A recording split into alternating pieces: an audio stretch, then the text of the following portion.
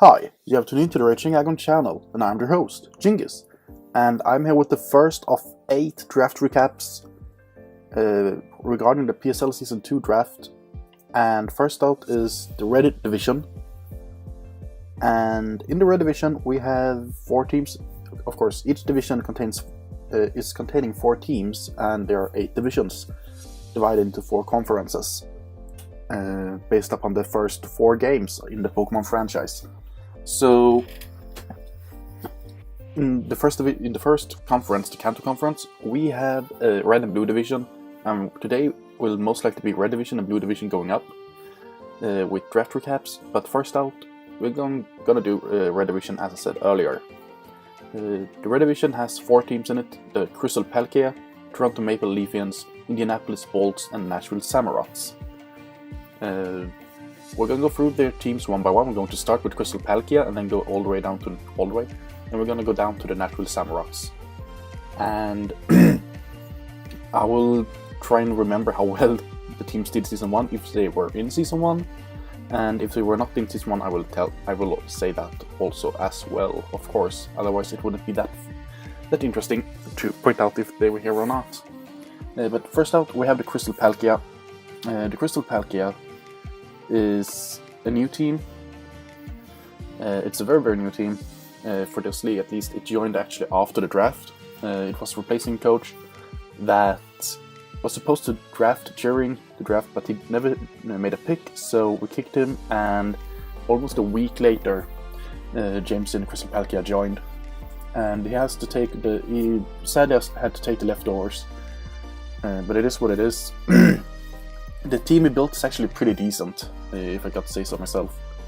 He has the Tapu Bulu, Crobat, Whimsicott, Flygon, Komala, Masquerain, Mega Manectric, Heatran, Buzzwole, Greninja, Torrent, of course, Kumo-O, and Bannet. Looking at his team, he has a good amount of physical and special attackers. He has quite a bit of bulk as well. He doesn't have the best of bulk, but between Crobat, Whimsicott, Komala, and Masquerain, he should be able to eat up a lot of hits. Bulu is kind of bulky, Flygon can be bulky, Heatran and Buzzwole also pretty bulky, Kumo has been used bulky as well. So he has actually a lot of options to run a pretty bulky offensive team here. Looking as well at these Pokemon, he does have a pretty wide variety of possible brings each week. It's very hard to just pick out, like, these are the cores of the team. The only Pokemon I see here that I don't think will ever make an appearance is Bannet. Everything else could come very easily, and it's actually very hard to prep for that team, because that means that 11 out of 12 Pokemon can come versus you every single time. And I'm pretty sure that Bannet will have a pretty good matchup some weeks, so maybe it will make 1 or 2 appearances, but I doubt it. Overall though, this team has a good amount of offensive pressure, both on the physical and special side, and the speeders are pretty okay as well, thanks to the Prankster and Whimsicott. Even if Whimsicott is fast, the Prankster actually helps out the team overall, because that means that T-Waves will make Scoffers slower and so forth, and this team has actually a bit of a problem with Scoffers. The speeders are really, really good on this team. The slowest Pokemon on this team is Komala and Bannet with 65 base speed, and then he has a bunch around the 71 to 85, and then he has some guys that is above 115 as well. So it's a very, very well balanced team looking at speed tiers, as well as the amount of bulk and attack on the team. The only thing that I can see on his team that might be a bit of a problem is that he has a good amount of quad weaknesses. He has Tapu Bulu, he has Whimsicott, he has Flygon, Masquerain is 4 times weak to Rock, Heatran, Buzzwole, and Kumo-O. So it's a lot of 4 times weaknesses, and it's also a lot of common weaknesses with just looking at the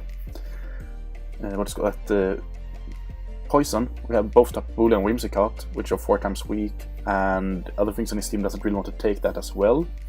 And we have Ice, Tapu Bulu, Crobat, Whimsicott, Flygon, Kumo. That's a good portion of your team that is weak to Ice. And it doesn't really patch that up outside of Heatran, which means that Heatran has to come every single week to patch up the ice weakness to the rest of the team. Electric is also a pretty big weakness on his team, but it does actually patch that up pretty well with the amount of grass types he has, and he also has good ground types, well, a good ground type, and some other things to resist it with. And he has the electric lightning rod, of course, before he Mega Evolves with Mega Manectric. It's a good team, especially since he has had to pick from the leftovers, and I really look forward to see how well he does with it. Now, next up we have the Toronto Maple Leafians with Sly as the coach. Sly was runner-up to the ABL Season 2, he finished second in that league, and I'm pretty sure that he was top 4 in PSL last season, top 4, top 8, which is pretty good, since we have 32 teams. The only thing here that can be a bit of a problem when we're going through his team is that he can bring so different teams, but it still is a very good completion, so to say. But his team is the Zygarde 50%, Staraptor, Vaporeon, Heracross, Registeel, Sawsbuck, Mega Houndoom, Raikou, Torkoal, Alakazam, Togetic, and Venusaur. It's a very interesting team when you look at it. Thanks to the sun, Zygarde isn't that weak to ice. Because I don't think anyone will actually bring a good ice-type Pokemon versus a sun team, especially when you have Houndoom, Torkoal, Vaporeon as well, Registeel. Like you have so many good Pokemon to take care of ice types, so it doesn't really make sense to bring ice types or hidden power ices for that matter. Zygarde is a very good fit on his team. It will be very hard to break down, thanks to the rest of the team's composition. The Staraptor is a huge threat, of course. Same with Heracross. Mega Houndoom is never to be slept on. Raikou, Alakazam, and Venusaur are great. Venusaur is just fantastic in Sun. The only thing that might be a bit of a problem for his team is the kinda easy prediction with hazard removal. He only has Togetic and Torkoal, if I remember correctly. Maybe Sawsbuck gets Defog, I don't think so, but it might. Togetic and Torkoal are very good spinners and defoggers. Like, Torkoal is maybe one of the best spinners since it got Drought, and Togetic has always been a good defogger. Only problem is that they aren't the most reliable to get rid of hazards. Both are weak to rocks, and in Torkoal's case is also weak to spikes and toxic spikes, making it very hard for Sly to actually get rid of the hazards every single time. Overall, this team is extremely bulky. Just to add the Registeel to this team makes it so much more bulkier than it was. And Vaporeon is always bulky, very hard to deal with. The only big problem on this team is actually the water weakness, which Vaporeon does take care of pretty well, and Sawsbuck as well. But it's still a very, very easy weakness to exploit together with, like, if you go Bolt Beam with Bolt Beam of any kind, really, and then you just add Scald, it's very easy to break down the course. It feels like, at least looking at it on paper. Then you know that Sly is such a good battler, so he can actually adapt to that, and it shouldn't be too much of a problem for him, but it's still a very glaring weakness looking at his team. Doesn't have the best abilities to take care of Bolt Beam and Water Stab. So if any team has that possibility to bring versus him, he will have a hard time. And the more Pokemon that get Bolt Beam and then Water Stab, it will be very hard for Sly to do anything good. It's a very scary team though, and I wouldn't be surprised if it actually got very far this season as well, because Sly is such a good battler and can actually adapt to what the opponent has, rather than actually just rely on the same Pokemon over and over and over again. Yes, the speed tiers are pretty... They're okay. They aren't the best, but they're okay. The problem with the speed tiers is that Zygarde actually has to be Scarfed, Dragonlance, or rely on Extreme Speed every single time. Staraptor is base 100, of course, and could be able to be used without Scarf, but it might have to rely on Scarf a lot to make up for the rest of the speed tiers. And then he only has Mega Houndoom and Raikou, that is Mega Houndoom, Raikou, and Alakazam that is over 110. Which is pretty good Pokemon to have, but Mega Houndoom cannot run Scarf. Of course, it can't run Specs or anything like that. It has to rely on Sun to actually be very, very useful. Raikou can run both Scarf and Specs, but most of the time you'll see Specs on it. And Alakazam will never see a Scarf, so if you have to face, like, most of the time you will not face Pokemon that are faster than 120. But if you do, the team lacks a good Scarfer outside of Heracross and outside of... well, you have Zygarde, Staraptor, Heracross, and then you have Sun. If you don't have the Sun, you only have 3 good Scarfers, and those aren't the best Scarfers as it is, but they kind of work pretty well as Scarfers. So the speed test can be a bit of a problem for Slide when it comes up versus faster teams, if it doesn't bring Sun. So it will be interesting to see how he adapts to that problem. But at the same time, his team is so bulky that it shouldn't matter too much that his speed tests are a bit lackluster. But at the same time, I kind of dig the speed tiers. They aren't in a bunch in the same spot. They're pretty spread out, but they are still pretty easy to take advantage of, I get the feel of. It feels like, at least, and hopefully it's not. Yeah, so this is the Toronto Maple Leafs Season 2 team. It's a great looking team in my opinion. It will be really, really fun to see what happens here. Then we have the Indianapolis Bolts, and I have the wrong logo on the layout because I didn't notice that he had changed logo before I made the template, so this is what it is. The Indianapolis Bolts are coached by Triple Threat, and I think Triple Threat either just missed out on playoffs last season with like 1 point or 1 differential, something like that, or made it into playoffs and went out in the first round. I don't remember if it was either of those 2 options. His team is maybe one of the scarier teams in this draft, in this division. Jirachi, Arcanine, Slowking, Alolan Mach, Dodrio, Pinsir, Megaltar, Cofagrigus, Stunfang, Conkeldurr, Weavile, and Rotom-Mow. Wow, I mean... There isn't a lot of weaknesses to this team unless you really start to dig into them. The good thing with Arcanine is that it gets intimidated, and that helps out the rest of the team so much. The ice weakness is not that big, even if you have Megaltaria, Donphan, and Rotom-Mow. You don't, and Dodrio, of course. You still don't have the biggest ice weakness thanks to having Jirachi, Arcanine, Slowking, Alolan Mach as well, Cofagrigus, even Conkeldurr. So you don't have to worry too much about the ice weakness on the team, even if it's pretty glaring when you're just looking through it. The water weakness, on the other hand, could be a bit of a problem. Like, it's not it's not like it has a ton of monsters that are weak to water, but Water Stab is such a good thing to have that the team he has might be a bit weak to it, just because his switching will be Slowking most of the time to Water type. And after Slowking goes down, he doesn't really have the best options to take a Water type move. Assault Vest Jirachi, of course, can easily tank it. Conkeldurr should be able to take 1 or 2, and especially if it is Guts Conkeldurr, AV Conkeldurr. Getting burned doesn't really matter. The Rotom-Mow can take 1 or 2, but most of the time you will see more of an offensive Rotom-Mow. At least that's my experience of using it. It doesn't have the best stealth rockers outside of Donphan. He has Donphan, and I think that's the only thing outside of Pinsir that gets stealth rocks.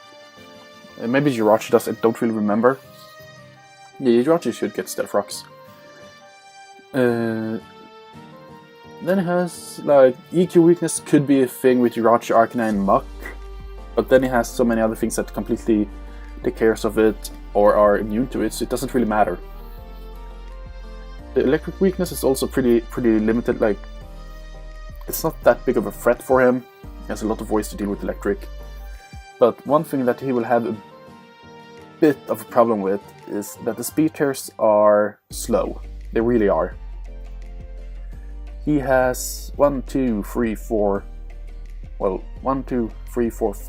6, 7 Pokemon that is over 80, and he has 3 Pokemon that is faster. Well, he has 4 Pokemon that is faster than base 95. And sure, he has a Weavile, but Weavile is pretty frail, and if it gets attacked, it will most likely die. He has Jirachi. Jirachi is base 100, can take an attack. It's a great Scarfer.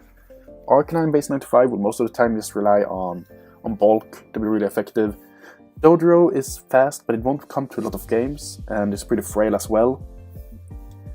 So, like, those 4 mons is what this is, like, speed top. You will have to rely on Scarfers a lot, and that's why I think that Pinsir fits this team so fucking well. Because Scarf Moxie Pinsir is a big threat. It really is, and it has such a great attack stat, great bug type bonus, and a great move pool, so it's a big threat to deal with Scarf Pinsir. Only problem is that it's only base 85 speed, and some Scarfers will be faster automatically, and even some other Pokemons will be faster 100% due to like Sun that he's facing this division. I can see another problem with this team as well, and that is the hazard removal. Yes, he has Donphan and he has Rotom-Mow, but most of the time Rotom-Mow isn't the best defog in the game, let's be honest. While Donphan is a very good spinner, so sure, he has 1 defogger and he has 1 spinner, but the spinner he has is so much better than the defogger he has, and also with that defogger, he has really nothing to take care of rocks or anything like that. And that makes his team pretty hard. Like, if he faces a hazard stacking team, he will have a bit of a problem, I feel like. But outside of that, this team is very, very spicy. It's very bulky and very hard hitting. Just to have the Megalitari on your side it's always a good thing. It's such a bulky Pokemon, and is really not that weak to what's called to poison or to fairy at all, or steel for that matter. So I feel like this is one of the most perfect teams for Megalitari to fit in on, and that's actually really, really good. Then last but not least, we have the Nashville Samurats, with Box Turtle Gaming as the head coach. This is a new team to the league, joined pre-season, and it was really fun to see him here and see how he evolves. He's a good battler when he has his day, but he can also throw away games when he shouldn't be. So this is a coach, not a Pokemon. This is a coach where you can get a lot or get nothing at all. So it will be really fun to see how he evolves during the season and how it gets better. Because we have a lot of coaches that was here season 1 that are way, way better than when they joined season 1. So his team is Blacephalon, Haxorus, Primarina, Gigalith, Manectric, Beartic, Megabeedrill, Escadrille, Talonflame, Latias, Sceptile, and Dusclops. This team has the budget Sandsetter, but it has the Escadrille, so this team actually has the sand to face the what is called the Sun team. It also has a very, very fast Mega that is so hard hitting that can be a bit of a problem versus some of the teams, especially the Sun team actually. Blacephalon is always a threat to deal with. It's very hard for any team really to take a hit from it and tank it and wall it. Haxorus, it's the same thing there really. Haxorus and Blacephalon are so good attackers, and they have pretty good speeds as well for Scarfers, if you really want to do that. So it's actually a very hard thing to break down those two together. Primarina is a very bulky Pokemon, very hard hitting as well. AV Primarina is such a good thing. Its Choice Specs is also a very, very good one. Gigalith is a very bulky Pokemon. It also gives him rocks. Most of the time you will see it as a Sand Setter, and that's like the only thing it will do. It will come in, set sand, and it will switch out into Escadrille. Now, he also has a Beartic, so he can actually abuse Walker as well in case he faces a Rain team, which I might do later on. I don't remember the schedule exactly. Sceptile is a bit of a interesting pick to have on the team as a grass type. I don't really know what it is here to do. Talonflame is very interesting for him to pick up since he already has Blacephalon.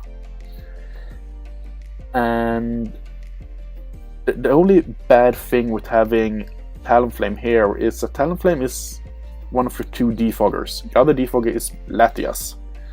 And you won't bring Latias and Haxorus to the same team, and you won't bring Blacephalon and Talonflame on the same team. And sure, you have Rapid Spin on Escadrille, so that's like the only way to really get rid of hazards, since speed will never run defog more or less. So he has a good amount of defoggers and spinners, but thanks to him having duplicate typings, it will be very hard for him to bring both Talonflame and Blacephalon, or just Blacephalon Haxorus, because he needs the defog from Latias. And if he does bring Blacephalon Haxorus, he almost has to bring Rapid Spin on Escadrille, otherwise his team is going to die very, very fast. So he's facing a bit of a problem there in team prep, like, what are the Pokemon that I will bring?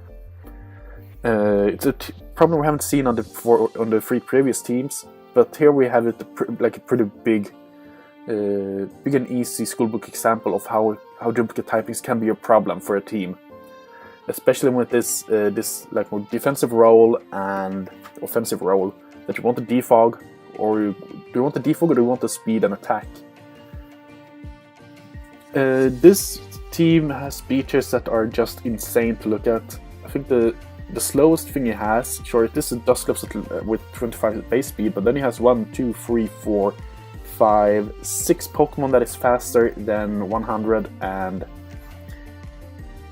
then another 2 Pokemon that is 97, 88. So it's a very, very fast team, hard-hitting team. It will be very interesting to see how he uses this team. The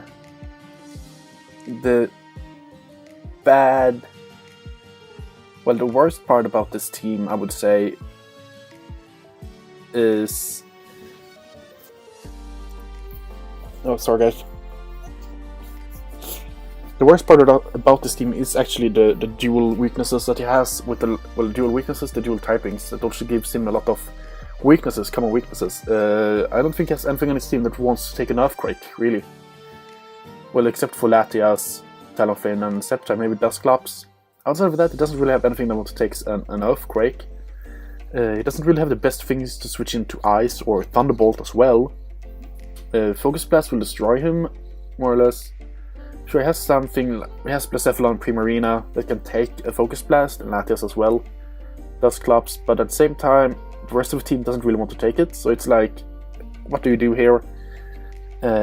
Dusclops makes his team very, very knockoff weak, because Blacephalon is also Ghost type. Primarina doesn't really want to get his item knocked off, same with Gigalith. Escadrille and Latias will never get knocked off, like, they can't. If they do that, they will lose so much health that it's impossible for them to actually do something later on in the game. So this is a very interesting team, to say the least. I look forward to see how he plays with it. It will be very, very fun to follow that. So yeah, before we close down this episode, this is here. No, that was the wrong tab. I'm in the docs that you can't see because you have the templates instead. Here are the team rosters. So there are 2 teams in this division that have made trades. One of the teams are Team L, who made two trades. 2 of his 4 trades are done, and Nashville has made one trade. Those trades will go into effect after week 1 is done.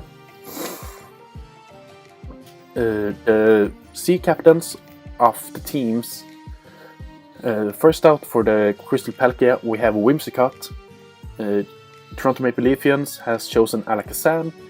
The Indianapolis Bolts has Weavile, and the Nashville Sandrots has Manectric as their C captain. Very interesting C picks, and I feel like Weavile and Alakazam